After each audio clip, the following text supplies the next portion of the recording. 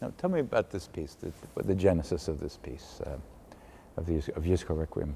My father was a professional musician, a choral conductor and organist, who in mid-career became intrigued by the idea of going to seminary and becoming an Episcopal priest, which he did. At the end of his career at the seminary, he was always very interested in theological, philosophical ideas. The idea of the soul intrigued him.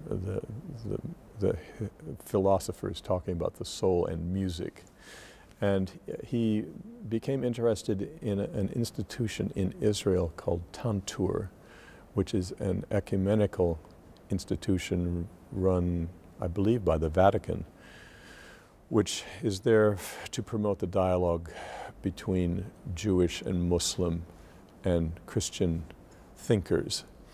And upon his retirement from seminary, he went to Tantur for 2 years and lived there and studied Hebrew and became very interested in the Jewish religion.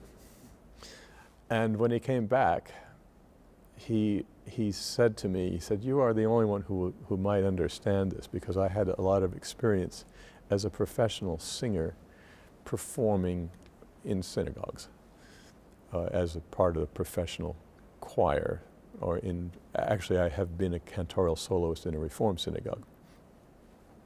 He said, "But if I hadn't made so many changes in my life, I think I would become a Jew." And I said, "Well, I think I understand what you're talking about," because he was intrigued. We never really had many discussions about what it was about the Jewish religion itself that intrigued him.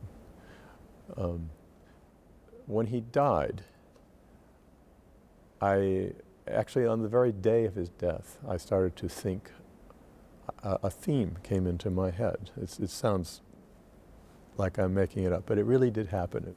This theme, the Requiem Aeternam theme, came to me, and I began to think of a way of memorializing or writing a piece in his memory that would somehow bring together some of the ideas that he wanted to express, not musically, but in terms of philosophy and research. And I knew that one of the biggest influences on him was a book by Erich Werner called The Sacred Bridge, which explores the origins of Christian liturgy in the synagogue. I tried to get some of these ideas, and then the whole idea of trying to find similar texts between the liturgical Requiem Mass, and to try to write a piece that where one stands on the bridge between the Judeo and the Christian religions, and takes a simultaneous look at how the Jewish memorial service and the Requiem Mass can be brought together in some similar way. What year did you do this piece? My father died in 1991, and it took me about 2 years to complete the work. So the premiere of the work with my New Dominion Chorale, which I'm the conductor of, took place in 1994. And then it started to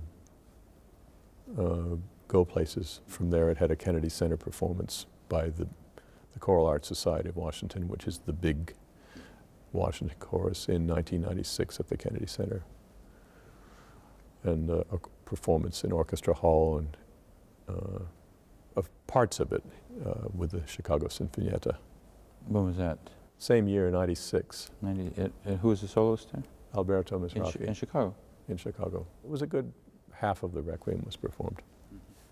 Is there any pre-existing kind of chant material that you've used in any of the three No. liturgical sections? No, at the very end, when the cantor sings Kaddish for the second time, I tried to.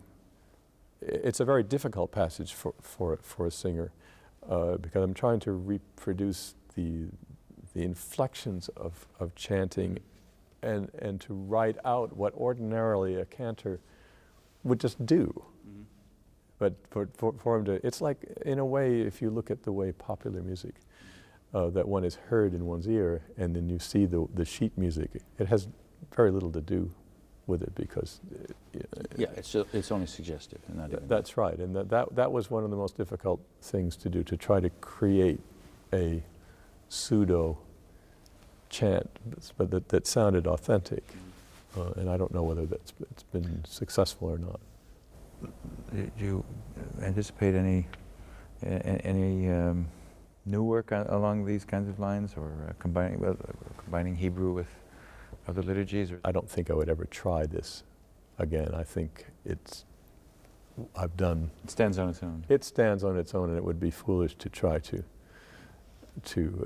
reproduce anyway, because I would just be self-conscious. When I was writing this piece, I wasn't aware of the fact that I was creating something that really apparently is unique. I was talking to a man called me up the other day who's written a 1,000-page history of the Requiem. And he said, "I've heard about your piece.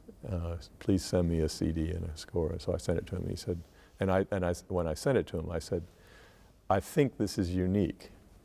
And he says, "Yes, I know. I've looked at thousands of requiems, and there's nothing else like it."